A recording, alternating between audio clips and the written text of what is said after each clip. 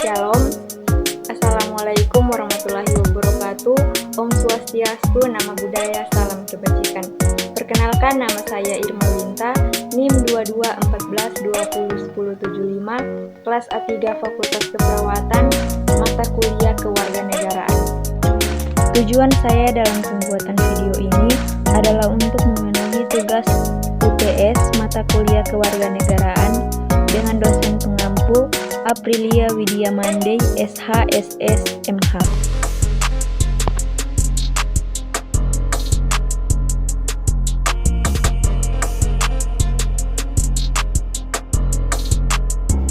Dalam sejarahnya, Undang-Undang Dasar 1945 dirancang sejak 29 Mei 1945 sampai 16 Juni 1945 oleh Badan Penyelidik Usaha-Usaha Persiapan Kemerdekaan Indonesia atau yang disingkat BPUPKI atau dalam bahasa Jepangnya dikenal dengan Dokuritsu Junbi Tyosokai yang beranggotakan 21 orang, diketuai Insinyur Soekarno dan Dr. Andes Muhammad Hatta sebagai wakil ketua dengan 19 orang anggota.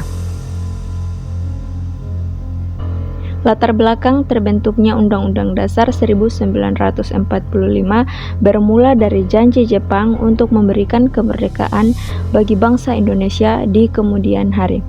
Sejak saat itu, Jepang memandang bangsa Indonesia dengan sebagai saudara muda serta membimbing bangsa Indonesia dengan giat dan tulus ikhlas di semua bidang, sehingga diharapkan kelak bangsa Indonesia siap untuk berdiri sendiri sebagai bangsa Asia Timur Raya. Namun janji hanyalah janji, penjajah tetaplah penjajah yang selalu ingin lebih lama menindas dan menguras kekayaan bangsa Indonesia. Setelah menyerah tanpa syarat kepada sekutu, rakyat Indonesia lebih bebas dan leluasa untuk berbuat dan tidak bergantung pada Jepang sampai saat kemerdekaan tiba. Setelah kemerdekaan diraih, kebutuhan akan sebuah konstitusi resmi nampaknya tidak bisa ditawar-tawar lagi dan segera harus dirumuskan. Pada tanggal 18 Agustus 1945 atau sehari setelah ikrar kemerdekaan, Panitia Persiapan Kemerdekaan Indonesia atau PPKI mengadakan sidangnya yang pertama kali dan menghasilkan berbagai keputusan.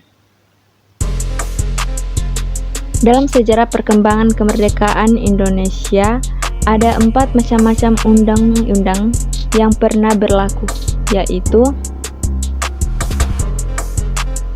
periode 18 Agustus 1945 sampai 27 Desember 1945, yaitu penetapan Undang-Undang Dasar 1945. Saat Republik Indonesia diproklamasikan pada tanggal 17 Agustus 1945, Republik yang baru ini belum mempunyai Undang-Undang Dasar. Sehari kemudian, pada tanggal 18 Agustus 1945, rancangan undang-undang disahkan oleh PPKI sebagai Undang-Undang Dasar Republik Indonesia setelah mengalami beberapa proses.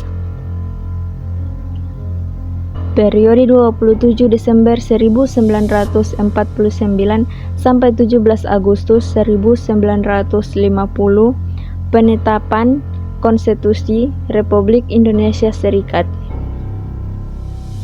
Perjalanan negara baru Republik Indonesia ternyata tidak luput dari rongrongan pihak Belanda yang menginginkan untuk kembali berkuasa di Indonesia.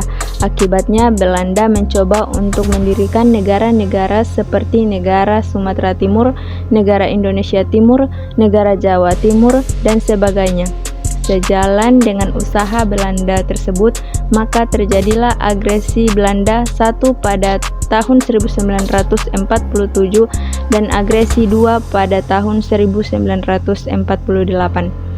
Dan ini mengakibatkan diadakannya KMB yang melahirkan Negara Republik Indonesia Serikat. sehingga Undang-Undang Dasar yang seharusnya berlaku untuk seluruh negara Indonesia itu hanya berlaku untuk negara Republik Indonesia Serikat saja. Periode 17 Agustus 1950 sampai 5 Juli 1959, yaitu penetapan Undang-Undang Dasar sementara 1950. Periode federal dari Undang-Undang Dasar Republik Indonesia Serikat 1949 merupakan perubahan sementara, karena sesungguhnya bangsa Indonesia sejak 17 Agustus 1945 menghendaki sifat kesatuan, maka negara Republik Indonesia Serikat tidak bertahan lama karena terjadinya penggabungan dengan Republik Indonesia. Hal ini mengakibatkan wibawa dari pemerintahan Republik Indonesia Serikat menjadi berkurang. Akhirnya dicapailah kata sepakat untuk mendirikan kembali Negara Kesatuan Republik Indonesia. Bagi negara kesatuan yang akan didirikan, jelas perlu adanya suatu undang-undang dasar yang baru, dan untuk itu dibentuklah suatu panitia bersama yang menyusun suatu rancangan undang-undang dasar yang kemudian disahkan pada tanggal 12 Agustus 1950 oleh Badan Pekerja Komite Nasional Pusat dan oleh Dewan Perwakilan Rakyat dan Senat Republik Indonesia Serikat pada tanggal 14 Agustus 1950 dan berlakulah Undang-Undang Dasar baru itu pada tanggal 17 Agustus 1950.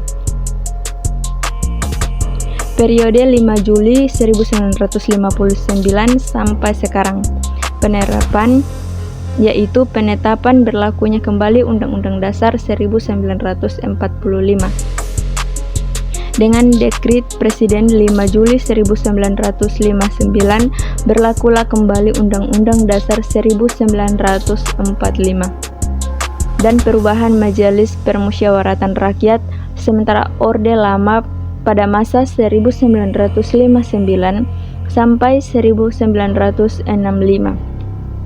menjadi Majelis Permusyawaratan Rakyat sementara Orde Baru. Perubahan itu dilakukan karena Majelis Permusyawaratan Rakyat sementara Orde Lama dianggap kurang mencerminkan pelaksanaan Undang-Undang Dasar 1945 secara murni dan konsekuen.